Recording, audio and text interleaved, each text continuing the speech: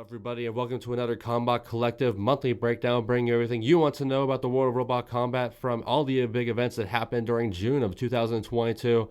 Let's not waste too much time. We got 4 nations which had events and 6 big events to talk about here. Let's break down into all of them.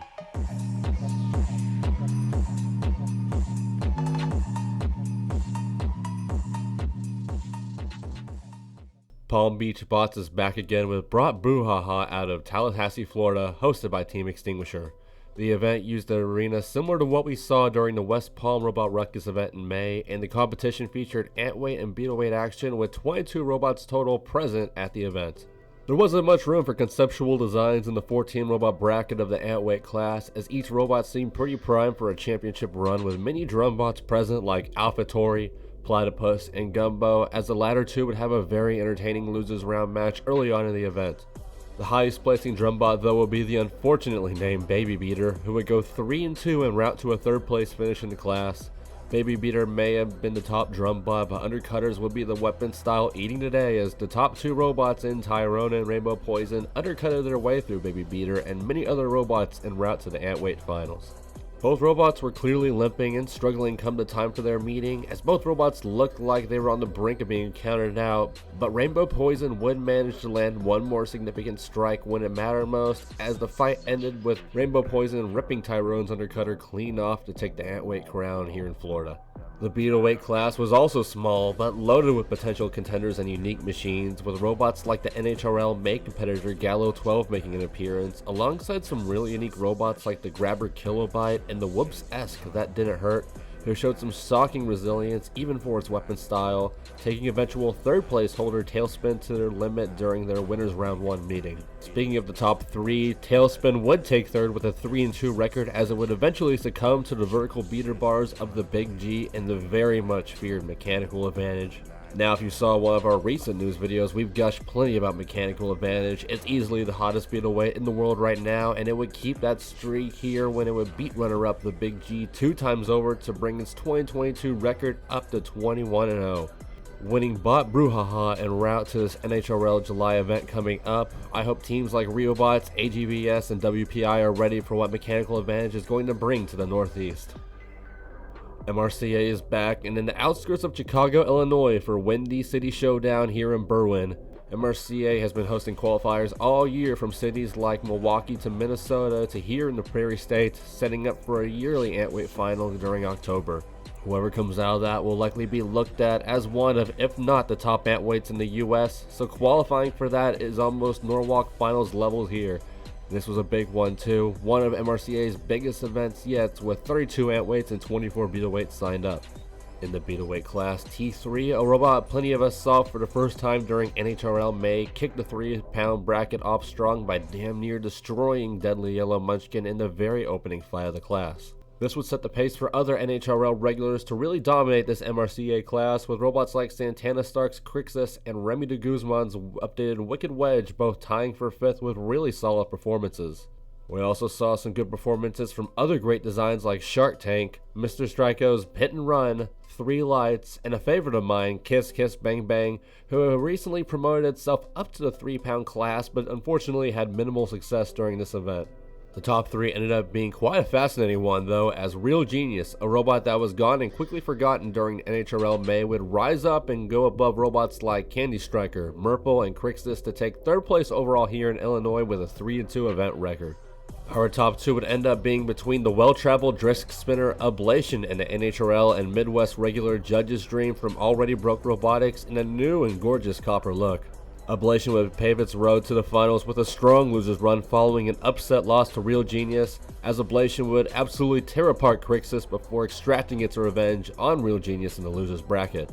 Meanwhile, the new look Judge's Dream had a much smoother run to the finale, beating robots like 3 Lights, MILF, and Wicked Wedge with ease. The championship fight though would be one of the best fights of the entire month, as Ablation started off with the upper hand that provided pressure during the whole fight, but Judge's Dream would bounce back and stay offensive to win the match via a split judge's decision, taking the 3-pound title with a 5-1 record. The marquee of this event, though, was of course the Antweight Files, which is an MRCA qualifier, housing 32 robots in all, with some returning veterans and a personal favorite of mine, Hora Vertical, who would unfortunately not get it going at this event, finishing in a hard 0-2 slot. We would also see another robot from Rennie de Guzman and Mud Skipper, a refined version of the shuffling undercutter we saw on Bananas for Scale's main robot, and it was a proper force in this 1-pound class, winning 5 straight in the losers bracket, including the robot that sent it to losers, Rules of Acquisition. Another favorite of mine, Chop Shop, the smaller version of 3 Lights, would do much better than its bigger brother with a 3-2 finish here, getting taken out of the winners bracket early by the undercutter External Screaming. This purple horizontal spinner would finish 3rd at this event with an impressive run, even beating a recent MRCA finalist and Necessary Evil en route to this top 3 finish. The External Streaming would, though, eventually stop, as it would be knocked out of the losers finals by a robot which has really won me over while watching this event. The runner-up Love will tear us apart, a 1-power with an energy similar to the 250-pound Combot that just looks incredibly unique in a world of very similar and samey verts, regardless of where you compete. The snail-esque vertical spinner was looking to essentially be unstoppable until it encountered the revered Youngkoskas family and their 1-pounder Flip, which is essentially an Antweight version of the team's well-known 3-pounder Merple. Flip had the luck of the draw early on, fighting other control-based robots like Drive Test Frame and Super Space Turtle, but it would eventually prove its worth with victories over No Surfat 2 and Love will tear us apart at the end of the competition to secure a championship sweep for Already Broke Robotics. Congratulations to all the top 3 Antweights here in Illinois, who all look to be in prime position to make the October finals. North Carolina will host its biggest event of the year in June with Clash of the Bots 2022. Hosted in the Queen City of Charlotte, this event would host the 3 main smaller classes of Ferryweight, Antweight, and Beetleweight in double elimination action. Unfortunately, not much footage of this event is up, so we'll have to keep this fairly brisk. Here we go. In our only Ferryweight competition we're covering this month, we would see some very fascinating designs from the very hands-on team of Get Wrecked Robotics and their cardboard clamper Flicky Boy, but most notably their shuffling flipper Fall Damage.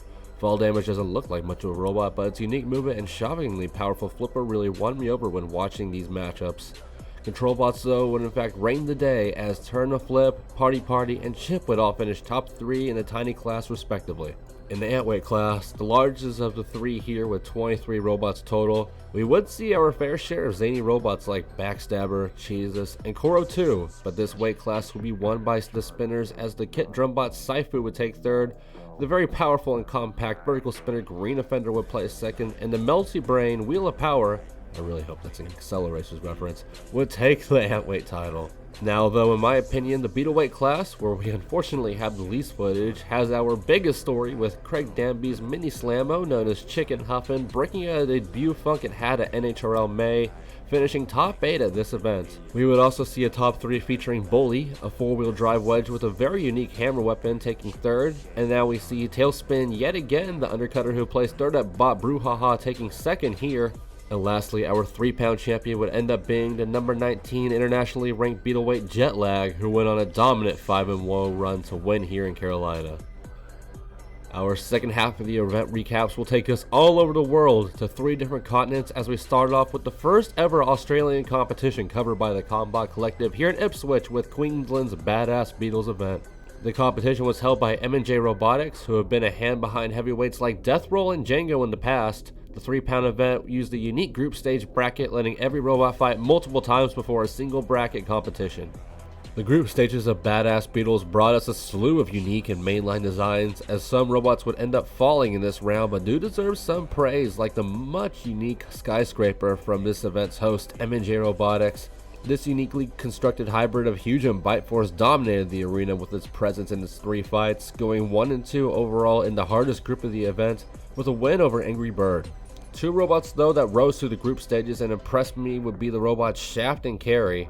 Shaft dominated the group stage with its Shaft by going 3-0 in the group round, capping it off with a shocker win via pitting against the group favorite Dustbringer to bring the number 1 seed in the final bracket. Carry, a red robot that seems to be all weapon with its overhead horizontal spinner, seriously reminded me of your classic Comedy Central horizontal spinner robots like Hazard and Exodus from the past. It showed some serious durability against the deadly Redback and managed a 2-1 finish to reach the bracket. And speaking of redback, this terrifying two-wheel drive black and red vertical spinner has some serious shades of various other glass cannon vertical spinners like it, such as Drizzle and Division, but showed some serious durability and capacity to take hits during the group stages, and even more so during its bracket fights against the defense-based Spartan and Big Blue, though the latter would thwart Redback's run to the title, leaving the deadly vertical spinner to settle for third after defeating St. Peter in the third place playoff. Our final two was an interesting situation as the aforementioned Big Blue met up with Fury 8, the only robot that had beaten Big Blue thus far, doing it all the way back during the very first round of the group stages. Fury 8 was deadly all event with knockout wins over robots like Skyscraper and Big Blue's teammate Dustbringer, but Big Blue would soon extract its revenge as it beat the number 1 seed Shaft in round 1 and the aforementioned Redback in the semifinals before managing to outlast Fury 8 in the finale, taking strike after strike in what was a phenomenal driving battle which would ultimately end in Big Blue getting behind Fury for a perfect pitting to win Badass Beatles in Australia. Now going to one of the hearts of robot combat in the UK, Extreme Robots is back and better than ever with their new tour setup, and things were conveniently all tied up from the 2022 Portsmouth events, which we missed covering, as all three teams now sat at one show win apiece entering Guildford. On paper, it seemed like it was going to be a weekend all about either Team Inferno or Team Quake, as the former would have their captain Michael Oates and his elite robots Eruption and Ignition return for this event, plus gaining the UK live scene regular Beast for his Team Inferno ranks. Team Quake boasted what seemed to be on paper the strongest spinners out of any team at this event, with Team Inferno's Monsoon not present in Guildford. Plus, with the acquisition of Iron Off 5 and 6, two of the most successful flippers in the UK live tour's history. Both Inferno and Quake really did seem to up their ranks. It was going to be fascinating to see what would happen. This though would end up being an event falling well towards the way of the expected favorites Team Inferno, as Michael Oates reportedly did what Michael Oates does best and went undefeated with both Eruption and Ignition over the entire weekend, likely giving both robots a huge boost in the TCC rankings once the actual events come out. This kind of run would lead Team Inferno to a sweep of the entire week, winning all three events and breaking the competition wide open as it quickly became a 4-1 lead for Team Inferno. And once again on the flip end, in what looked to be a solid weekend for Team Quake ended up being disastrous, as Team Divinity did not want to go unheard this week, shaking Team Quake captain Will Thomas with quite the shock in a matchup featuring Team Gabriel's new spinner Zakiel and the de facto ace of Team Quake Aftershock. Zakiel would reportedly take it to Aftershock like we haven't seen since Magnetar Tour Park Aftershock in 2019. When the fight was over, Zakiel left Aftershock with a smash weapon pulley and a bent bulkhead. Will Thomas recently posted that he is debating on potentially retiring Aftershock in exchange for bringing something new or something old out of retirement. We'll have to see what happens in September. Now onto the Extreme Robots title side of things. We saw who was arguably the face of Extreme Robots, Ripper, take the challenge belt in what was supposedly a back and forth inaugural championship match between it and Mega Mouse all the way back in May. John Finlay quick soon after announced his intentions to defend the title in Guildford with the intention to make the sport great again.